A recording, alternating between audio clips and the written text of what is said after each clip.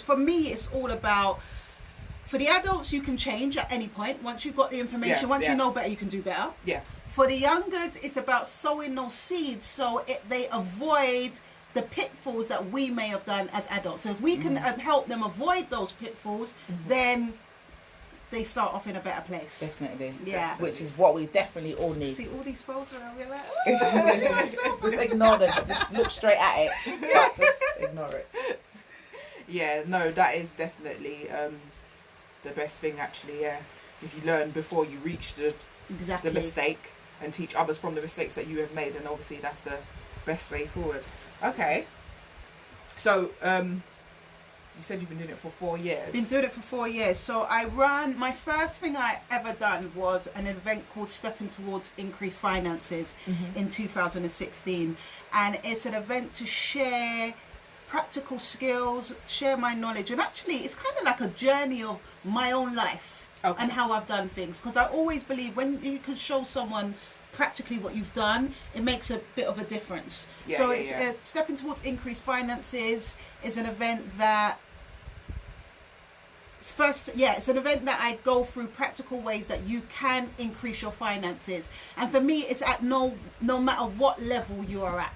Okay. Yeah. Okay. So you may be someone who hasn't got any savings, who's in debt. It's about showing you practical ways how you can start getting yourself out of debt, how you can start saving. You may be at a level where you've got a little bit of savings in place, and you might want to know what can you do with your savings. It's about showing you different ways to do that as well. So it's an event that is really well, I've received good feedback from it. Okay, so I've run them maybe twice a year.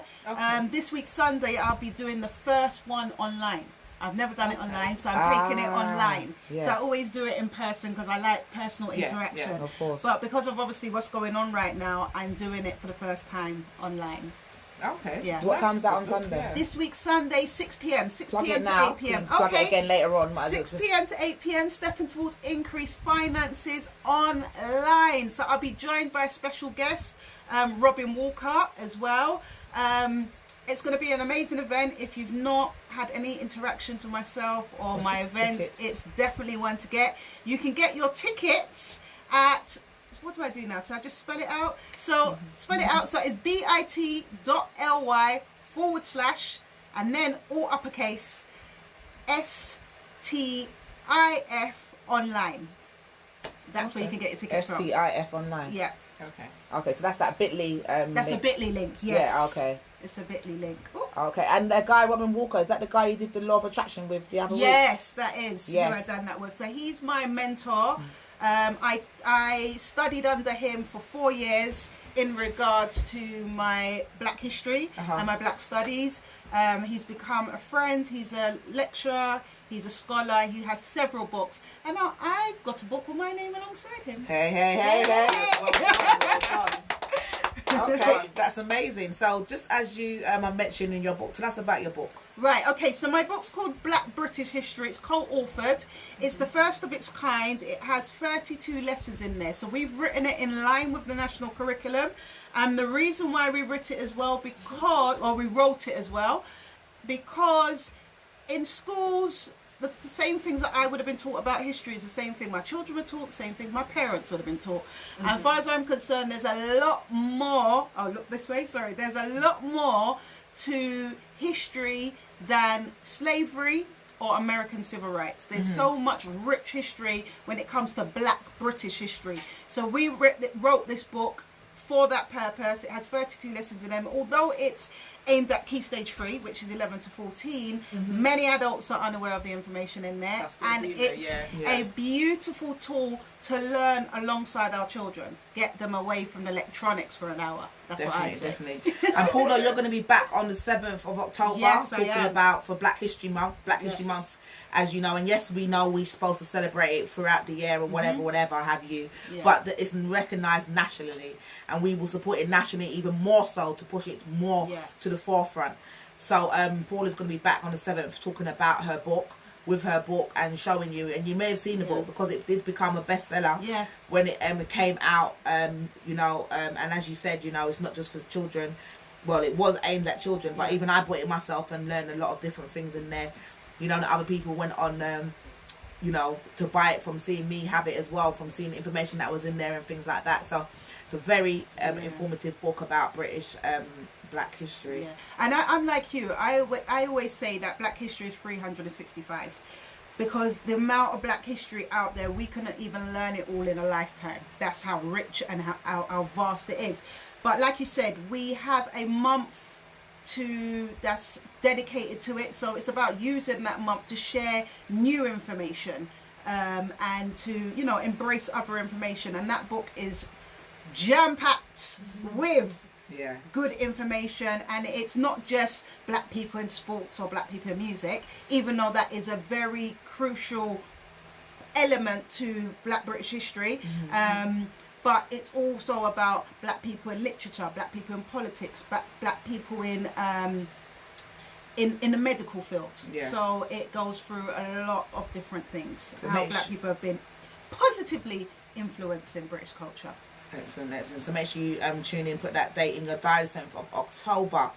Okay, so big up yourself, Sophia Bailey Larson, amazing mentor, motivational lady, who says some of my favourites in the same place. Keep up the great vibes, ladies. Oh, is that Sophia? Hi, Sophia. And Sophia's out there in Spain, isn't it? Spain, yes. So big up yourself and the family. Peace and love always to you. Okay, so coming back to the finances. Okay, so as you said, you've been doing it for 4 years. So what are the different areas that you cover in relation to finance? Okay. So I deal with people and their personal finances. Okay. So is that like my income, my job, like my pay? Yes. So your personal finances will be you managing your own finances. Because a lot of the time we find that we're living payday to payday. Yep. Yeah, or we're mismanaging our money. We're in debt. Sometimes that leads to having an impact on our well-being as well, because we are stressed out about it. It gives us anxiety. So I do run programs. I have an online budgeting and debt management workshop. I've created money affirmation cards as well. Yes, they're amazing. Oh, thank you. Yeah, they're beautiful. To change the mindset that we have, because sometimes it's our language as well. You know, our tongue is very powerful, and we don't realize that we are manifesting things for our thoughts. So it's about the energy. So I teach about the energy around it as well. So it's personal finance is helping in that way, one-to-one coaching in that way as well, and showing people that money is not just a tool to be spent. Money is a tool to help you create more money. Okay. But most of the times we just look at it as to be spent. Yes. And one thing I have recognized a lot of the time, especially with our community as well, sometimes when our money is not in the right places, or we don't feel like it is, we overcompensate with how we look. Yes. Or what we're buying for the perception of what other people see, and that can lead us into a very deep spiral as well. Most definitely.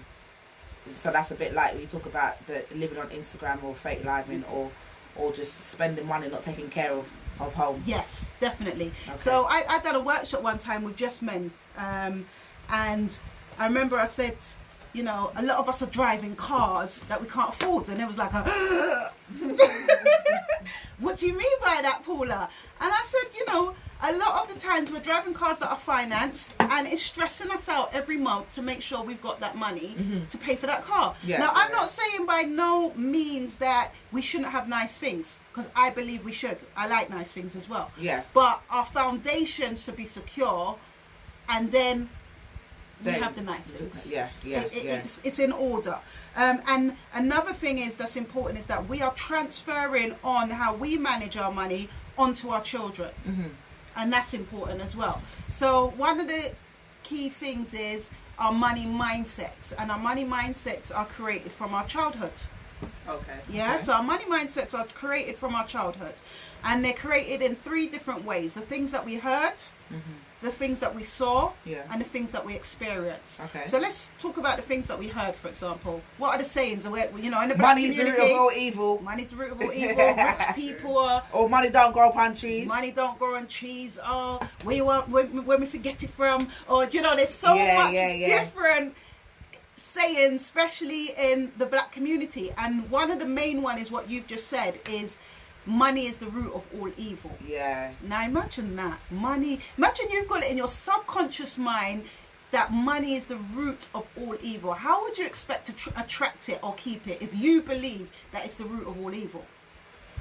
And that comes from my favorite book, by the way, and it doesn't say that. It says the love of money is the root of all evil. Is that a favorite book, the Bible? That's correct. Just checking. So it says the love of money is the root of all evil. So what that means is people would do evil things for money when you love it. Yeah. Does that make sense? Yeah. But not the money is the root of evil, because if you read scripture, you read things, people were living well at certain times, dressed well, looked well.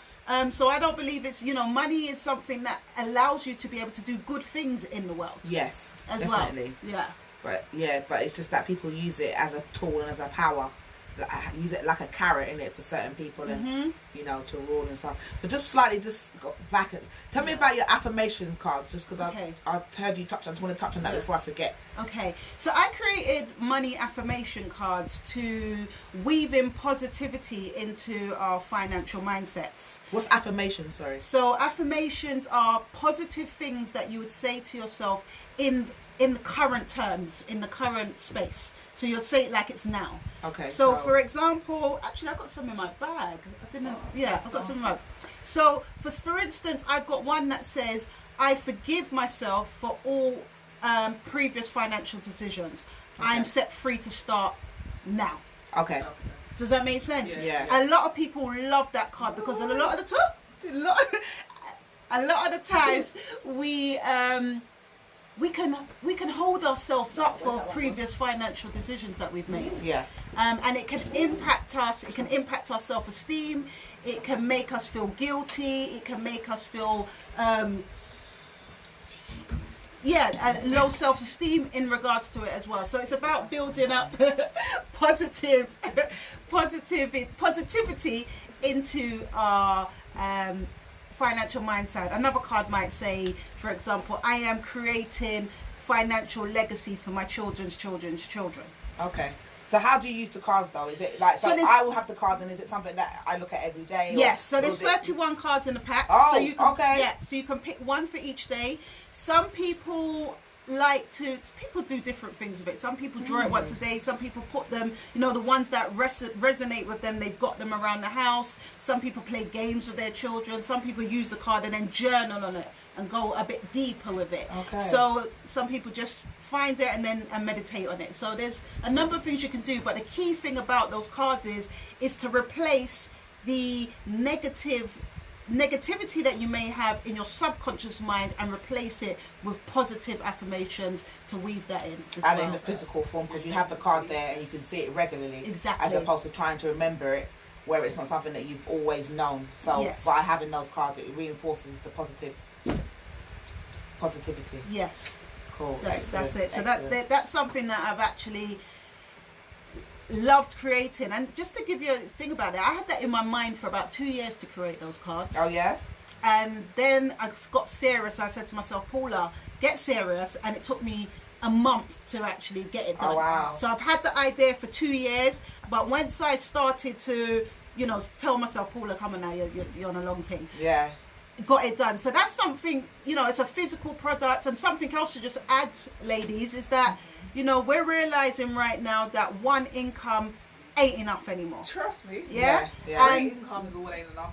In the current circumstances that we're in, there's a lot of uncertainty. When furlough ends at the end of next month, we don't know what may happen to jobs and so forth. So I would definitely like to encourage everyone out there as well, is thinking about how you can use your skills, your unique talents to create other forms of income, because we need it. Yeah, and we've all got unique talents and skills that we can use to create other streams of incomes for ourselves. Cool. So just following on from that, so I know that you said that you started teaching about money 4 years ago.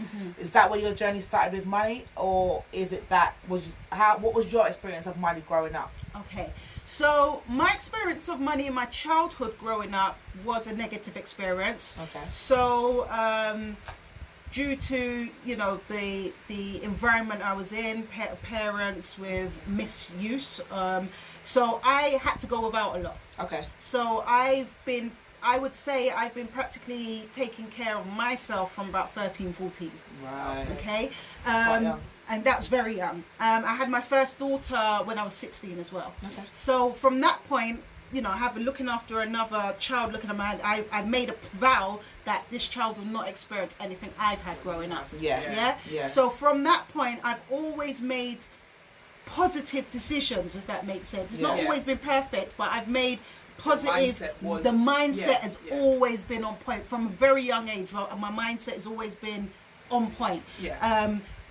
So what I done differently throughout my throughout my teenage years, my early adult years, and so forth, I realized looking around me that I'm no different from anyone else around me. The only difference is I've had a different mindset. I've set financial goals and I've gone after them.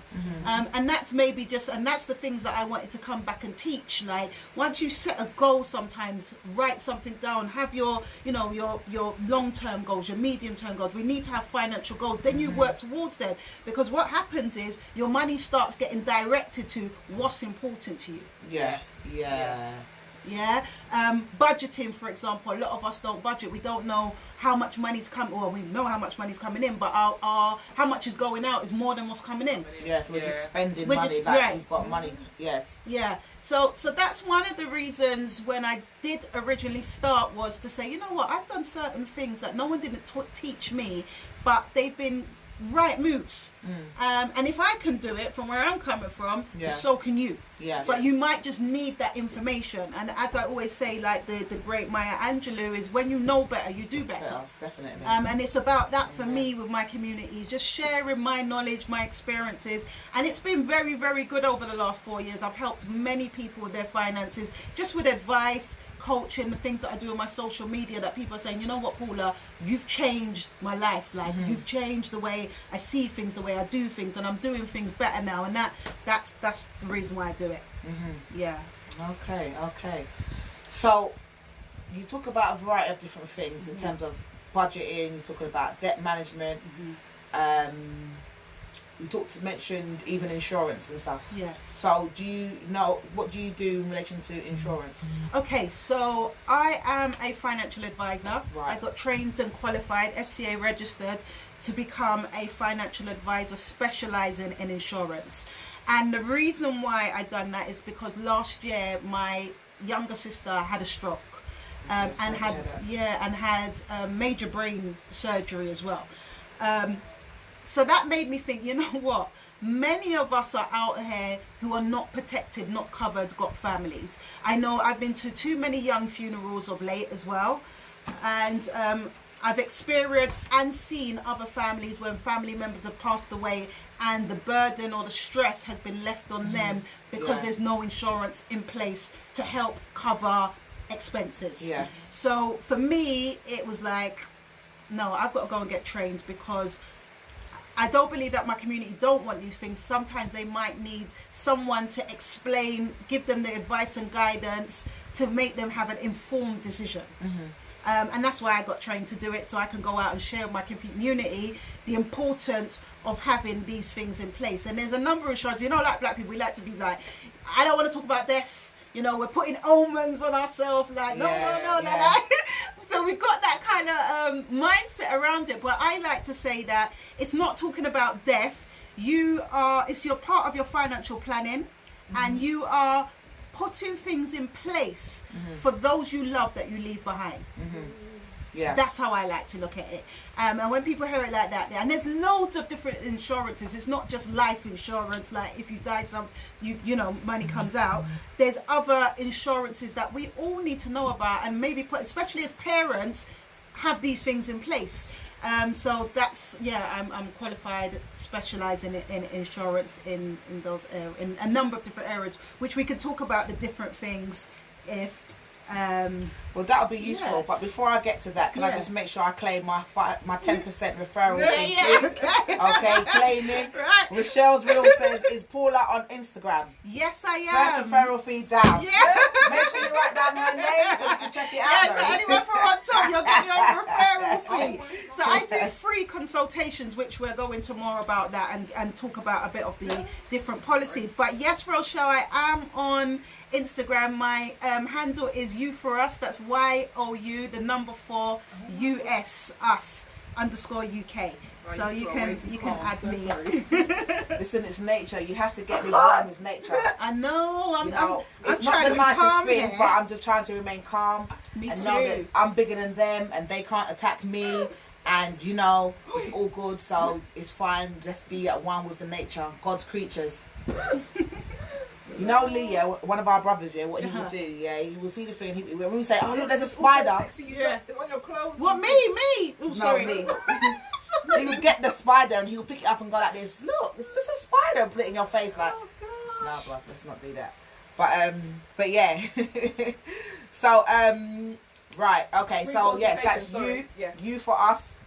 Yeah, You For Us on Instagram. Yeah. Yes. Yeah, write it on the page I there. can write it on there. Yeah. Excellent. Okay, yeah, You For Us _UK. Excellent. Okay, so tell us about the different types of insurance then. Okay, so so the first one I'll talk about is income protection. No, I'm not. Oh, I wasn't sure if you wanted to. Yeah, is income protection. Okay.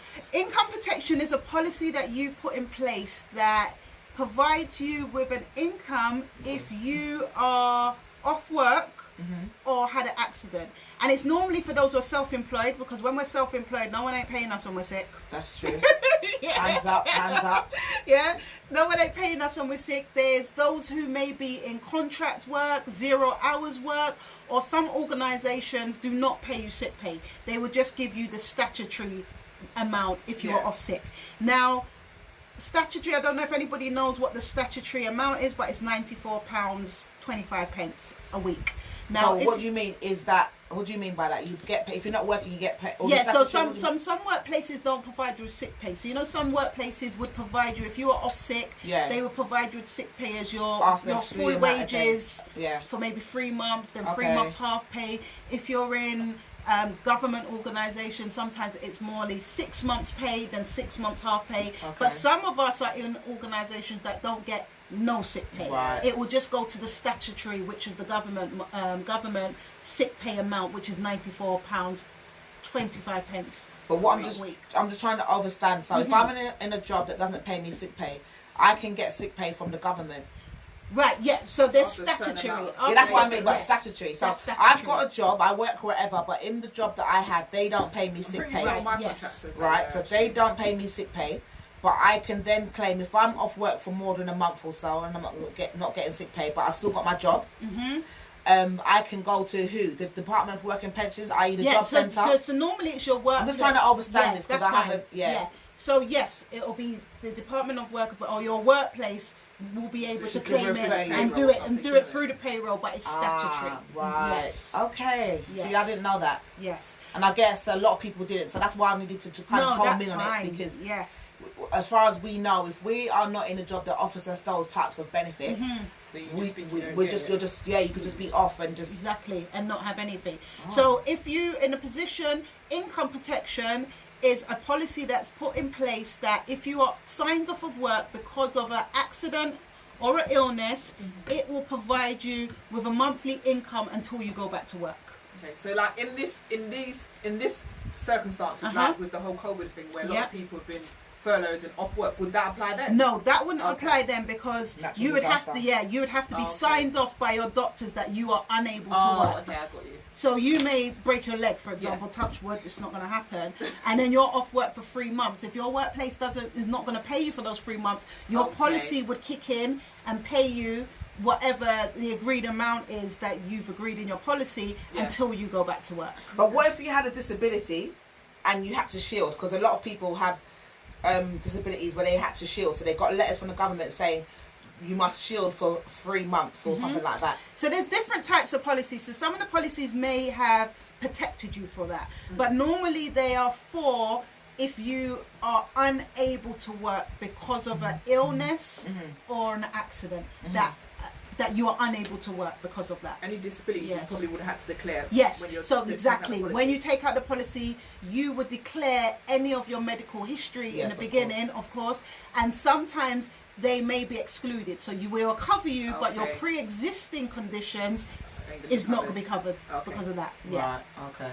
All right. So that's income protection. So if anybody is self-employed, definitely recommended. Anybody in jobs that do not provide them with good sick benefits, and you have a family and you want to keep up with your lifestyle, income protection would be good. And what kind of money is income? How much do you have to pay for income protection? It varies. It varies from the amount that you want to be paid out. It varies from the job that you may have. So the premiums could be different depending on your individual circumstances. Can you just get a rough idea if you was getting, say, £500 was your a month? Okay, say £500. So there is a policy called living cost for £500, and it all depends on your age. So I'm going to say for £500, somebody who was 32, example, no medical histories, they could potentially be paying £10 a month for that or less. And then when they're not working, they would get £500 a month until they go back to work. Okay.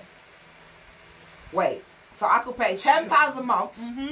Say for 12 months, I was paying £10 a month. I broke my foot and couldn't go to work for 3 months. Yep. I could get, after that, then I'd end up getting 5, and I'd only paid £1,000. That's it. That's what you're protected I'd get for. 5, 10, 15, 20.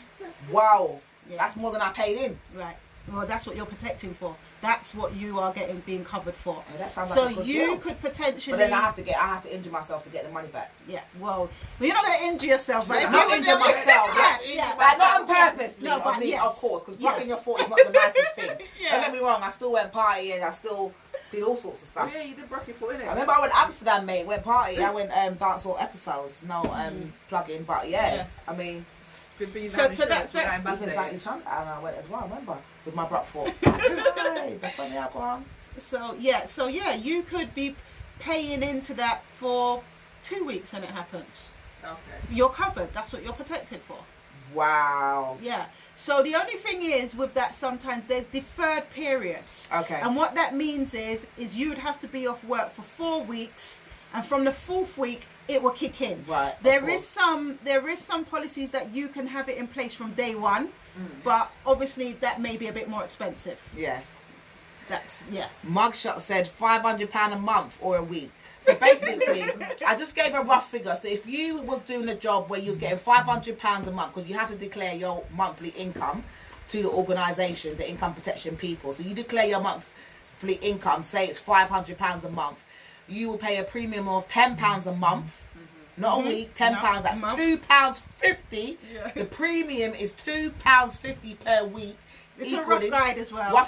This is just a rough example. Example. Yeah. So that's £10 a month. Yeah, every 4 weeks, right? You'll pay because you earn £500 a month, and if you break your foot and can't work for 3 months, you will be paid by your income protection. Yes. Your monthly wage, which is £500 a month. Yes. And that is after 4 weeks of paying into your income protection. So really, 1, 2, 4 more than Saturday. Huh? 1, 2 more than statutory. Is he saying really 1, 2, 4 more than statutory? Yeah. What?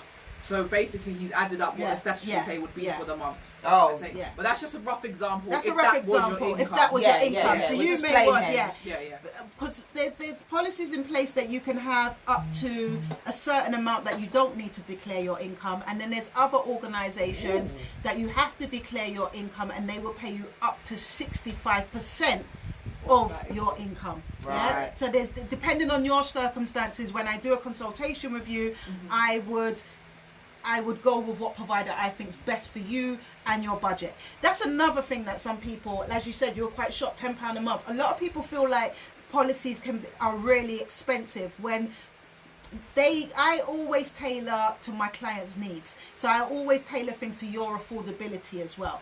I've been having a lot of young people of late, and the younger you are, the better it would be for your premiums. Definitely. As well. So as you start getting older, you start getting looked at like you're more at risk. Do you know what I mean? To get illnesses and so forth. So that's income protection. Did Mugshot say anything else there? Because that wouldn't help. No, that wouldn't help you, Mugshot, at the moment. But if we had a consultation, then we would put in place what would definitely be beneficial to you going forward. So that's one policy. Then there's a policy called critical illness protection. That usually comes with part of life insurance, isn't it? Yeah. So, well, yes. Or you can get it separately. You can get it separately. Okay. So critical illness cover has a life element. Okay. So you can look at it as an either. If you are diagnosed with a critical illness, it pays out. If something happens to your life within that term, it pays out as well. Okay. But if you had a critical illness and you received so let me give an explanation what it is first. Yeah, so, I was going to say. Yeah, sorry. Illness. Yeah. No, that's okay. That's fine. So critical illness is a policy that you put in place that protects you and your income. That if you were diagnosed with a critical illness, you would receive a lump sum tax-free payment. Now that lump sum is whatever is agreed when we do your policy in place. That could be anything from 10,000 up until whatever. I normally like to average it as 2 years your salary. Okay. Yeah. Depending on affordability, it may be 1 year your salary. But I like to look at it as 2 years salary, because what happens is when we are diagnosed with illnesses or critical illnesses, we don't have enough time to sit down and really recover. Why? Well, if it's critical, You've got to go back to because work. we're running back out to work to pay for the bills. Yeah. So True. if you were diagnosed with a critical illness and you receive 2 years your salary, that allows you the time to say, I'm going to fully recover. I'm going to go in the sun and recover and get my vitamin D as well. I mean, big up yourself, this sun, I mean. And come back, please. and come back. Now, what is a critical illness? A critical illness, there's, depending on different providers, there's over 100 different definitions. Okay. However, the key things are covered. Malignant cancers are covered. Anything to do with your liver. Wait, to do sorry. with Let me heart. just go back to the beginning there. And Why did you say malignant cancer as opposed to cancer? right, because there can be some surface level cancers that may not be covered because they could be more Lighter, like not so detrimental. yes. Right. But some providers do cover that. Yeah. Cool. So cancers, anything to do with the liver, heart, anything to do with your heart attacks, strokes, anything to do with the neural as well. We talk about neuro, we talk anything about to the brain. The brain. Yeah, anything to do with the brain, and a number of other different definitions of what a critical illness is. And what this policy does is, if you were diagnosed with a critical illness, you would receive a lump sum payment of whatever was agreed in your policy. Right. Yeah, tax free, given to you, and then your policy ends. The reason why I like this policy as well is because I don't know about anybody else, but I've been going to a lot more young funerals these days of people, heart attacks, strokes, and younger than 40, leaving families as well. Okay. So leaving children and families. The good thing about this policy as well is your children are protected as well. I was just about to say that when you said leaving. Yeah, so this is the only policy that if you have it in place, your children are automatically protected under that policy up until their 22nd birthday. So if any of your children were to be diagnosed with a critical illness, they would receive a payment. Automatically, yes. Now I get what you mean. All right, I thought you meant as in can you just reverse and go back again? Right, okay. I thought you meant in terms of They the would be kids paid. get the payment. Yeah. No, your children are protected. So you could give yourself critical illness, and basically, short of, because they will ask you your family history, and you will say your children, and as long as they're under 22, if something was, God forbid, they were to get a critical illness, they would get payments too. Yes. The same. So if your critical illness cover, for example, was for £200,000, oh no, it's about. Yeah, Could be. £200,000, your child would get that? Your child will get up to 50% of what you're covered for. So just to clarify, so mugshots.ph said, okay, so critical doesn't have to be terminal, and says, can you have these two policies you mentioned in one type of policy? So that would be, can you have income protection policy, guaranteed, and also critical insurance policy? Yes, you can. Yeah, you can have them separate, definitely. And with life insurance as well, terminal illnesses are automatically in there. So if you are terminally ill and you've got life insurance, your policy will pay out because you've got a terminal illness. Okay. And what a terminal illness is, where you've been given a time to die. Yeah, a time frame. Yes. Okay. So terminal is is death, and a critical illness doesn't mean you're going to die. Yeah. Yes. Right. But also with critical illness, if you lose a limb as well, for example, yes, you can get cash too. Yes, so if I lose my foot, yes, my leg, my arm, my that's ears, included. That's my ears. That's not a limb. Well, I said a limb. I get you. But yes, you're right.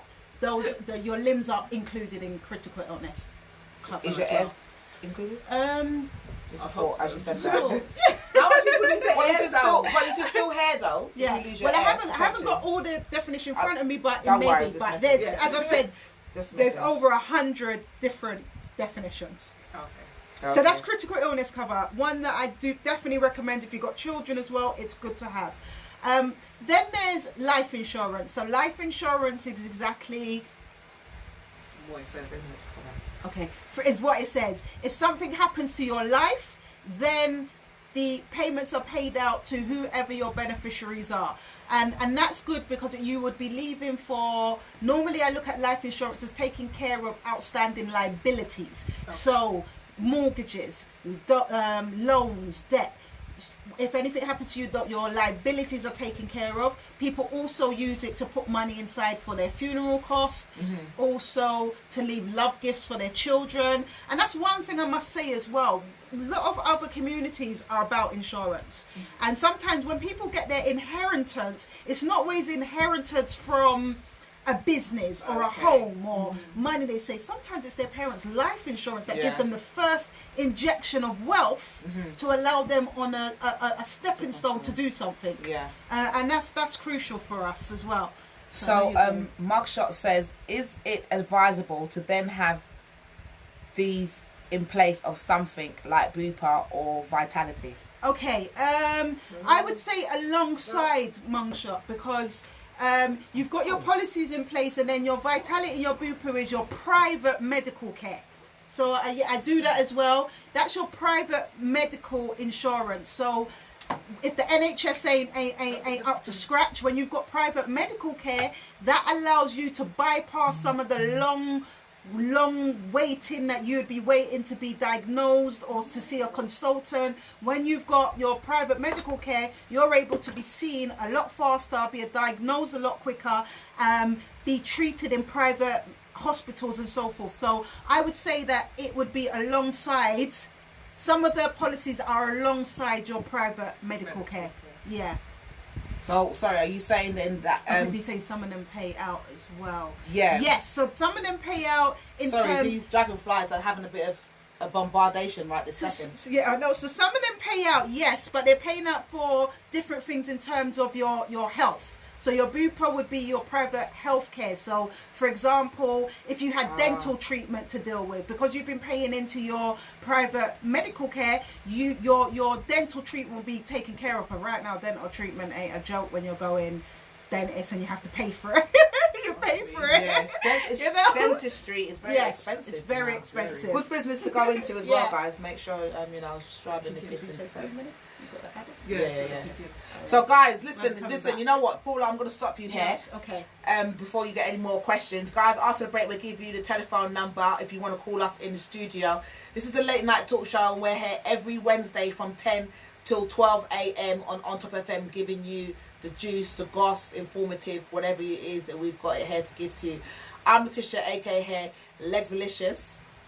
AKA I'm Miss Leash. And we're here with Miss Paula Perry from You For Us, giving you the lowdown on finances. Catch us after the break. You've got 10 minutes to make a drink, get a sandwich, use the toilet, and come right on back. Tell a friend to tell a friend. Catch you after the break. Woo.